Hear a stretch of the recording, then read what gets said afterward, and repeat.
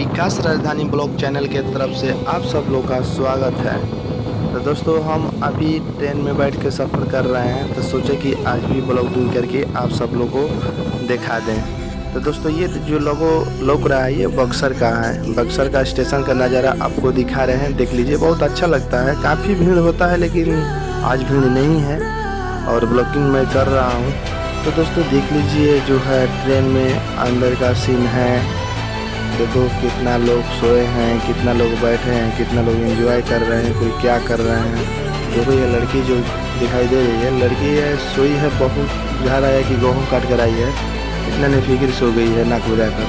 तो दोस्तों इस तरह नहीं सोना चाहिए। ठीक है कोई बात नहीं है, तो और सब ठीक है। आप लोग बताइए और इस वीडियो को आप लोग सपोर्ट करें। आप लोग सपोर्ट करेंगे तो मेरा वीडियो वायरल हो सकता है। तो दोस्तों उम्मीद है कि आप लोग ये जो स्टेशन देख रहे हैं गए होंगे। ये दूसरा स्टेशन के पास हम जाकर थोड़ा सा गाड़ी रुकी थी, वहाँ के सीन लिए। और हमारे तरफ से सबको थैंक यू दोस्तों, और हमारे वीडियो को देखते रहें।